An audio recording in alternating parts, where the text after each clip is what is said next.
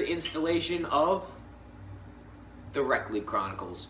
I'm here, your host, Baloo. We're here with Bits and a very important member of our crew, Ryan Icarus Windrum.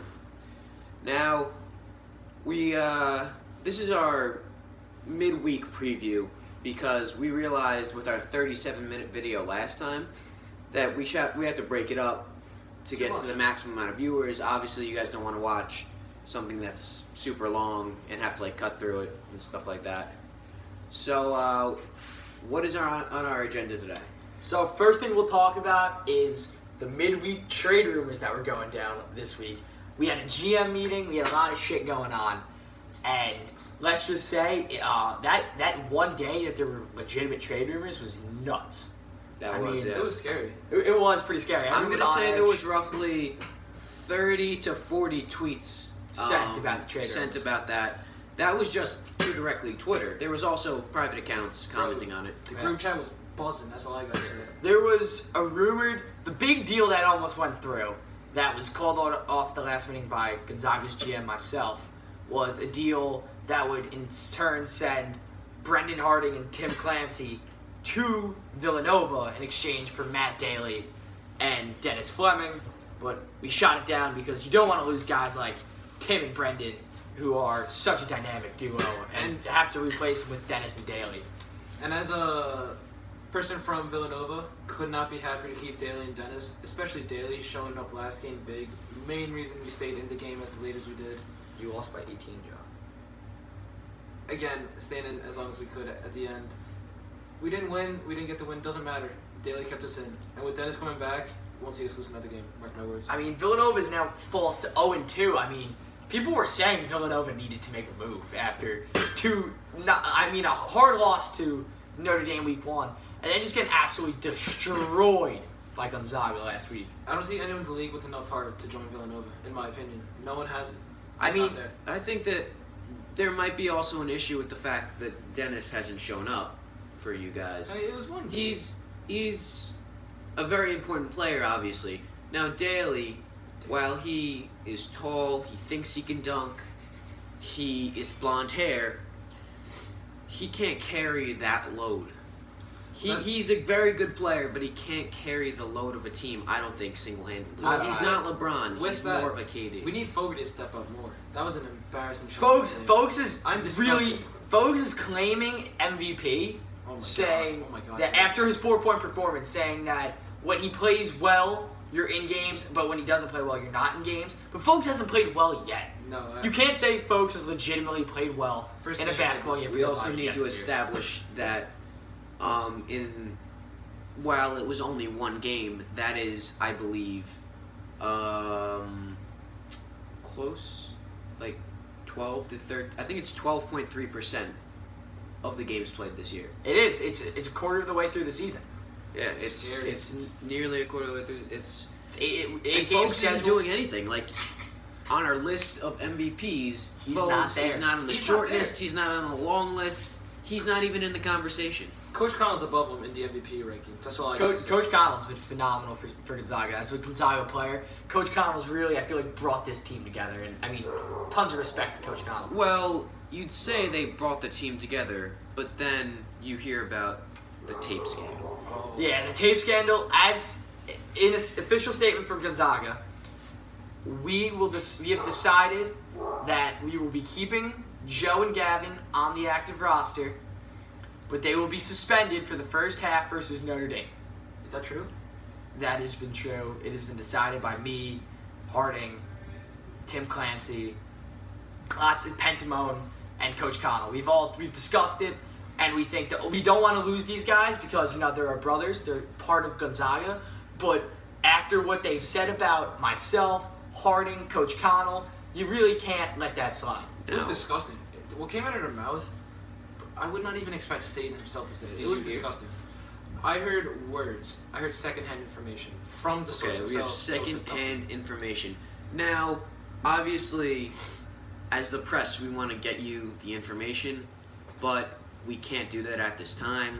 We As don't have under clearance. league review. It's under league review. We don't have clearance to the tapes yet. Us as the media only have level 2 clearance, while we actually need level 5 clearance directly from Mr. Fogerty As himself. a GM myself, I've been able to hear the tapes, so I have level 4 clearance, but I do not have the level 5 clearance to take them onto the show. Yes, I also am a self-proclaimed GM, but I was unable to attend the GM meeting, so I don't know my status.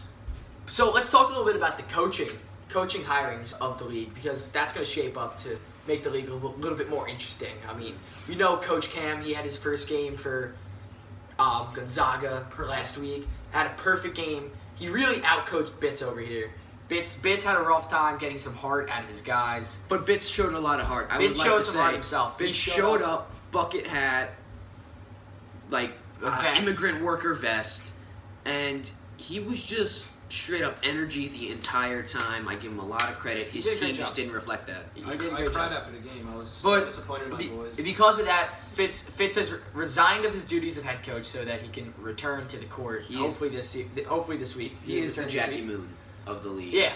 As a player. But now joining Villanova as a head coach and hiring an assistant coach is John Fernandez at head coach and Jason Waitman as assistant coach. Jason was fired from his job at UConn as a UConn scout after he said Ryan Dorman was the best player on the court. Well, So- I would actually like to state that I believe this was all a setup. I think he was I just believe, scouting the I teams. believe that he was scouting the teams.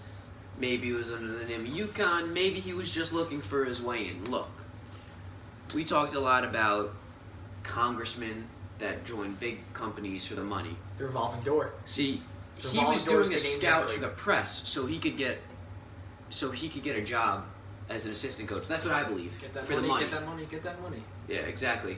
Because we are dipping into the Sunday mass baskets that we pass around, and the coaches do, in fact, I believe it's 30% goes to the head coach, 15% goes to the assistants, and then the rest goes to But the captain. let's talk about this. The job opening still available. If you're interested in a job, please contact us at the Bits and Blue Twitter account. But St. John's is a job available after Jose turned it down. Jack Sweeney is currently the acting head coach until further notice, until they hire a real coach. And then Notre Dame hasn't even dipped their toes in the coaching search. They're so content with their roster, they really don't want to do anything. And Blue has been acting as head coach. So I've been acting as the GM in case of trades, but that was just a temporary GM position because of the trade discussions. I wouldn't mind, but I believe that my team may have been a little bit frustrated with my lack of effort and lack of giving a shit in my first game. Recap, I shot an underhand. Morel was mad. Took a half-court shot. Took a half-court shot. Almost went. Jorge was semi-mad. And But that Jorge- kid is the biggest fuck-arounder that I've ever met. In my entire life, honestly. So I actually gotta turn it up for next week. So, we have the coaching hirings, we have trade rumors, we have the wiretap scandal. It was a huge week of St. Aidan's Rec League, and it's only week 3. We still have 6 more weeks of these to go. So, lots more content. A lot of physical But strain. I think it's now time to talk about this week's games. What do you guys think? I believe so, yeah. Who's All playing right. who? So, first on the agenda is Notre Dame is taking on Gonzaga in a matchup of 1-2 teams. And honestly, it's going to be sketchy because Pro River Baseball won't be home until around 6:30 from their trip. So guys are going to be running over to the gym. They're going to be tired from a long weekend of baseball. So we really don't know how Gonzaga is going to perform with, myself, Fitzy, Harding. That's 3 members of our starting 5 right there not being there and not having Beaudry and Duffy for the first half. I gotta say, as a Notre Dame player, I have a lot of respect for these guys showing up and trying to come to the game. But at the same time, I think that this whole baseball trip is a little convenient. Set up. They're 1-1, I believe. You're 1-1, 1-1, and going into 2-0 team who has won 2 great games near the buzzer, and But I mean, and now you're possibly tired. But That's I mean, all I'm saying. last week Gonzaga really showed up and showed the kind of team they could be. Last week, I Last believe week they Brendan played Harding showed up and he Villanova. played very well. Brendan Harding showed up great. Brendan They Harding played a showed up. weak. They played a weak Villanova team. John, you're calling yourself weak. I It stand was by a that. mentally It was a weak team. Weak Villanova team. It's I can there's admit no there's. I mean, There's no Villanova reason. was seen as one of the top 2 teams in the league coming into this season, but since then they've just fallen off the map completely. I mean, it was a great win for Gonzaga to get that dub. You know, grind it out and get a 69 to whatever win. I mean, it was a great team victory, and I feel like the guys had great morale after. And I mean, even coming into this week, we're still in the group chat. Group chat's still blowing up. We're still excited. We're ready to go after it and knock off Notre Dame and put them at 2-1 and move us up to the 1 seed in this thing going into week 4. As an outsider to this game, I personally think fully awake, fully asleep doesn't matter. Notre Dame wins this game no matter what. They're just the talent they have compared to Gonzaga. I mean, Notre Dame does have phenomenal talent. I believe I show up ready to play and not. mess Will you around. ever show up ready to play though? Will I show up? It's really a game time decision for Sunday night, but I definitely will because of my teammates. Look, Aiden Horo has been playing great. Nick Massar just put up Nick 25 Massar was points. clutch. Oh my god. Now, I'm not saying He's I'm going to be not a tired very though good too. scorer. Him and Ridge are going to be tired. True, but I'm not a very good scorer. But you say you add me in and I drive and maybe someone steps up to me and I kick Will it you out have to Tars Massar, there? and Will you Massar's- have Tars there? Tars may or may not be there, but it doesn't matter. We won last week. We won against Kevin Ranahan, who had a great performance. Kevin had 30 on you guys. Kevin had 30. J. Mike had 25. Jack Mike The rest of St. John's well. combined had 14. Yeah, so There are 8 members. as you can see, we really we'll let Windham shoot 100 shots. How many will he make, do you think? How many will he make? Hey, I'm a career 33% 3-point shooter, so So maybe he 33 makes shots. 15. And say they're 2-pointers. All right, that's 30 points. That's a great game for him, not percentage-wise. But so then we lock down the rest of your players. That's all I'm saying. I'm not saying that's a strategy going in, but I'm saying it's a possibility. Now on to our next game. on to the next game. Oh boy. Villanova versus St. John's. Dennis versus Kevin. J. Mike versus Daly. Fitz versus Raptis and Frankie. I mean, The IRA If versus Fogerty the Albanian Mafia. yeah, exactly. Is Fogerty going to show up? That's the X factor if Villanova's going to get a dub this week. Because we know Ranahan and J. Mike can turn it. We know J. Mike's been playing his ass off so far. But we also know Kevin can turn it on whenever he wants. And we have only seen about 50% of Ranahan. Ranahan hasn't even brought it out yet. So do you think Ranahan will turn it on this week, knowing his team's 1-1, could fall to 1-2, and last place in the league? I'm not going to say the tactics of our team. J. Mike and Ranahan are not going to score this game. I'm telling you that right now. Mark my words. They will not score a single point. The defense we have in mind, the coaches come in, the scouting they've done, it's insane. Like, they deserve the jobs they're at, the scouting they've done. They will not score. Mark my words. I have heard some outrageous things before. So now with that statement from Bits, I would have to say he is just past Aiden Horoho for the people I would never go to Vegas with and trust my money. Now, also, I would like to say, I'll just match him up individually. Kevin Ranahan, Dennis. Yeah, Kevin takes the I think Kevin takes No offense to that. Dennis, but Dennis hasn't really shown anything. Listen, right? Yeah, he I hasn't can't shown lie. up. I don't believe Dennis will be here.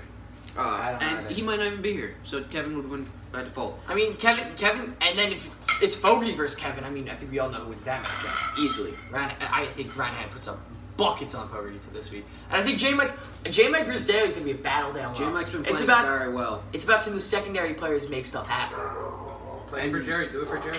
Now, although Frankie and Raptis do show heart in some way, I guess.